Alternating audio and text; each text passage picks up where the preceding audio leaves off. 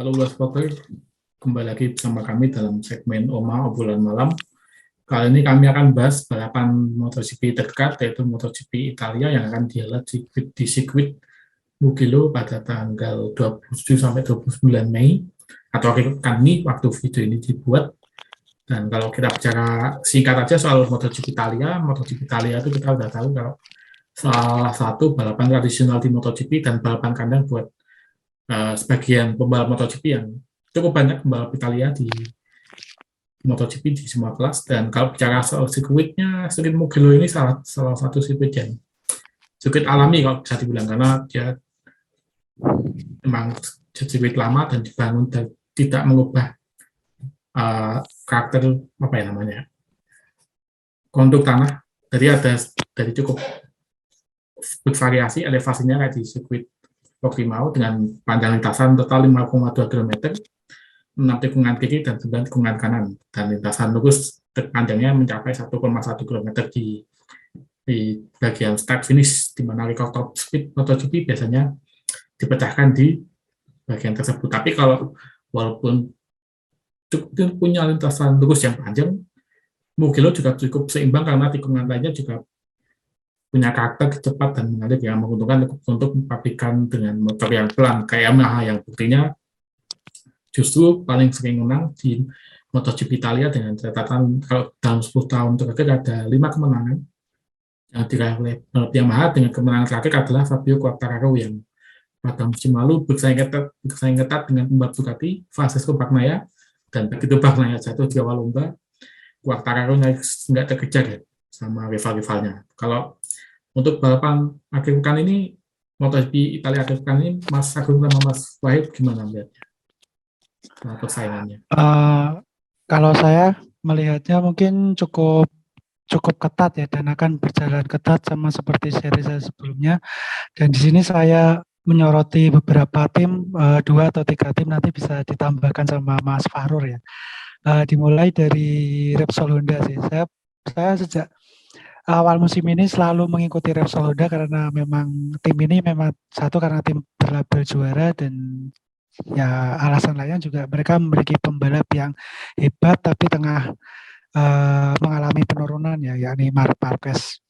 Jadi menghadapi balapan MotoGP Italia kali ini, tentu mereka akan melakukan segala upaya ya untuk meraih hasil yang mereka inginkan atau hasil yang paling maksimal yang mungkin bisa dicapai, karena dari timnya sendiri masih belum yakin dengan performa motor. Dan juga meskipun demikian, kabar terbaru dari Marc Marquez, dia bilang kalau sudah tidak sabar lagi ingin mengaspal di Mugello, karena ya meskipun memiliki rekor yang tidak bagus-bagus amat di lintasan ini, seenggaknya dengan meraih hasil bagus di Mugello akan menghidupkan lagi kesempatan Marc Marquez untuk meramaikan perburuan gelar juara dunia gitu. Terus yang tim kedua yang saya sorot, Aprilia ya. Aprilia ini di musim 2022 ini benar-benar gila ya, di luar dugaan sama dengan pembalap mereka Alex Espargaro. Jadi mereka mungkin juga bertekad untuk melanjutkan tren positif yang sudah dibangun dari balapan-balapan sebelumnya gitu.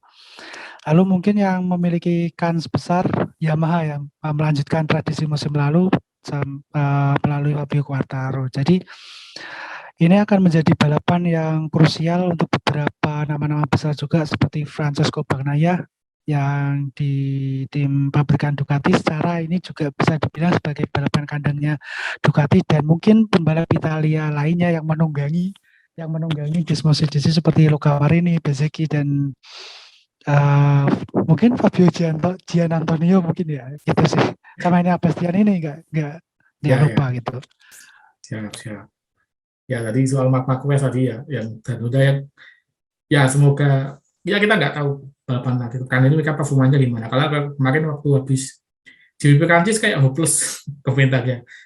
Dia udah seneng, kalau nggak salah finish ke posisi, ya dia bilangnya finish, kami melihatnya kami di posisi 6 atau 7 ya, di luar 5 besar. Ya mengejutkan untuk sekelas juara dunia 8 kali kayak Marc Marquez yang sempat mendominasi. tadi Yamaha, Ducati. Oke. Kalau Mas Wahid melihatnya gimana tadi? Tadi Mas Agung sudah melihat ada potensi dari Honda, Aprilia, Yamaha, Ducati. Jangan lupakan juga ya tim apa Suzuki X-Star nih. Oh, Yang kemarin juga walaupun balapan terakhir di Prancis dua-duanya ini DNF, tapi Mir juga punya cerita apik lah di Giro tahun lalu. Dia juga berhasil finish ketiga. Dia juga ingin pasti mengulangi lah hasil itu. Terus juga si Mir ini kan belum dapat podium pertamanya di musim ini. Juga Mir juga harusnya Rins juga harusnya juga mulai yang sempat ngegas di awal musim, namun Rins ini juga 2 balapan terakhir juga mulai kayaknya udah kendor juga nih, udah habis bensin, tapi dia juga berharap dua pembalap Suzuki ini Mir sama Rins ini bisa setidaknya bisa mengacaukan lagi lah pembalap-pembalap yang ada di depan, seperti nampaknya juga persaingan ketat ada di Ducati ya, di Ducati karena pembalap tuan rumah juga. Mereka juga pasti berlomba-lomba untuk memberikan yang terbaik di depan untuk sendiri. Tapi berharap Mir sama Rins ini bisa fight back lah di Cielo setelah balapan di GP Prancis sebelumnya. Dia keduanya harus DNF. oke. Ya, kalau dia dari rekor balapan GP Italia 2 musim terakhir, performa Suzuki cukup ya kompetitif kalau bisa dibilang. Di 2021 Joan Mir podium, 2019 Alex Rins posisi keempat, tapi jadinya nggak jauh dengan 3 pembalap ke depan. Waktu itu ada Petrucci, Marquez, Dovizioso yang bersaing saling menyalip untuk posisi pertama, tapi Rins di posisi keempat cukup dengan jarak yang terbilang dekat. Dan kalau bicara soal membutuhkan pembalap, karena ini bakal jadi faktor krusial juga soal, kalau saya melihatnya ya, soal posisi start dan waktu awal balapan, karena MotoGP sekarang kayaknya juga agak susah buat menyalip. Dan contohnya ya kalau kita lihat Fabio Quartararo yang juara bertahan di latihan bebas, oke, malah menjadi salah satu yang tercepat, tapi balapan memble gitu, bisa dibilang gitu. Kayak di GP, kita waktu di Portugal ya, waktu dia menang di GP Spanyol sama GP Spanyol, dia nggak bisa nyalip Bagnaia, walaupun mungkin dua, dua pembalap itu mendominasi. Di di Prancis giliran dia nggak bisa menyalip Alex Espargaro untuk posisi ketiga waktu itu ya, kalau di GP Prancis. Kalau Mas Agung sama Mas Baik melihatnya gimana soal pengaruh posisi start untuk balapan besok?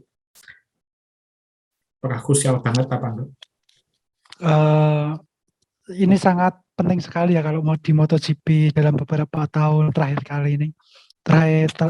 MotoGP dalam beberapa tahun terakhir ini, memang posisi start ini ya sangat penting sih, karena seenggaknya kalau mereka memiliki posisi bagus untuk start dan bisa mempertahankan momentum, maka mereka juga akan berpeluang besar juga meraih kemenangan, atau seenggaknya 3 besar lah gitu. Karena pengembangan motor yang dilakukan pun membuat jarak gap antar pembalap itu bedanya tipis sekali sih. Seenggaknya sampai 10 besar, dan ini sangat krusial sekali, terutama saat memasuki tikungan pertama itu sih. Kalau udah bisa mempertahankan posisi di tikungan pertama, ya ini tergantung kemampuan sama kepintaran pembalap dalam memanage mengelola ban juga gitu.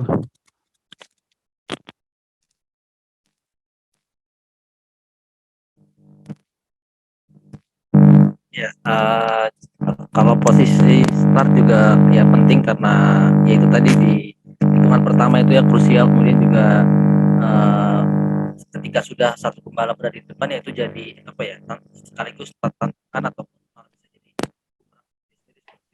seperti yang berkali-kali sempat sudah bagus di beberapa, bisa mungkin di tempat pertama, namun dia harus ya, melakukan kesalahan itu tadi yang bisa dia tekan atau dia bisa crash seperti musim lalu yang di jadi apa ya, rasa penasaran tersendiri deh bagi Bagnaia karena musim lalu dia harus crash. Kemudian juga Bastian ini juga penasaran karena bisa dibilang ini GP Italia ini balapan pertamanya, karena dia di musim lalu balapan pertama dia di kelas MotoGP, karena di musim lalu dia balapan karena nabrak motornya Zarco saat balapan baru dimulai saat mau starting.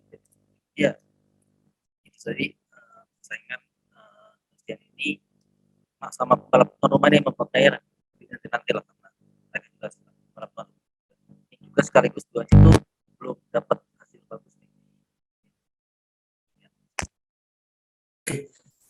Oke, berarti dari Mas Wahid seperti itu tadi. Berarti kita langsung aja ya ke prediksi podium aja. Nggak usah lama-lama ya. Nah, Mas Agung, prediksi podium untuk MotoGP Italia besok gimana? Karena ini di Italia ya, mungkin saya melihatnya kalau tampil konsisten, saya pengennya Bagnaia di depan sih. Bagnaia mungkin akan pengennya battle sama ini Bastian ini sih. Jadi cyber yang kemarin itu bisa dibuktikan sekalian di Mugello gitu. Jadi mungkin mereka berdua akan merebutkan podium 1 dan 2 sih. Mungkin ketiga ada Alex Espargaro atau saya mungkin Jack Miller lagi sih. Itu saya melihatnya. Oke. Jadi saya pengen ada duel ini Bastian ini sama Bagnaia di sini. Gitu. Oke. Full Italia, full Ducati Italia. Iya. Oke, mantap. Mas Paling pride. Wahid gimana Mas Wahid untuk prediksi podium? Iya sih, sama sih melihat persaingan Bastian ini sama Bagnaia ini kayak tanggung lah. Kemarin sebenarnya pada GP Prancis ya persaingan mereka sebenarnya udah bagus, ataupun sayangnya ya itu karena Bagnaia udah out duluan, crash duluan, jadi penonton nih masih nunggu-nunggu nih, aduh persaingan sama Bastian ini sama Bagnaia kalau bisa sampai garis finish sampai detik terakhir. Ya, jadi Bagnaia sama Bastian ini kemungkinan bisa naik podium, terus kemudian di tempat ketiga ada Quartararo. Tempat ketiga bisa. Oke, Ya. siap.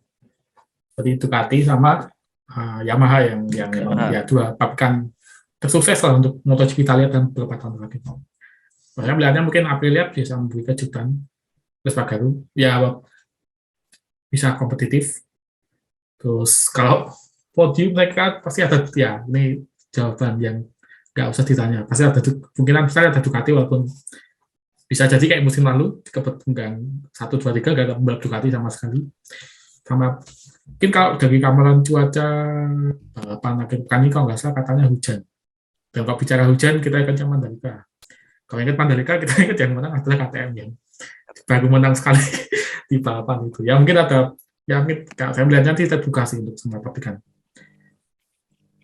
Kalau hujan, kalau enggak sih mungkin ya kalau saya nggak jauh-jauh dari Ducati, Yamaha. Ya pabrikan itu. Ini Suzuki sih. Kalau mereka bisa konsisten membayar kesalahan di GP Prancis kemarin. Kemarin niatnya mau membuktikan kepada pabrikan, kepada petinggi Suzuki yang menarik tim, tapi malah dua-duanya jatuh. Mungkin di Italia jadi penebusan buat hasil buruk Suzuki di GP Prancis. Oke, mungkin itu aja dari kami. Demikian pembahasan kami kali ini. Terus waktu juga bisa menulis opini atau prediksi soal siapa yang bakal tampil bagus di GP Italia di kolom komentar. Dan jangan lupa untuk klik tombol like dan subscribe kanal YouTube blasport.com. Sampai jumpa. Terima kasih sudah menonton. Silakan subscribe, like, dan jangan lupa komen di bawah ya Bola Spotter.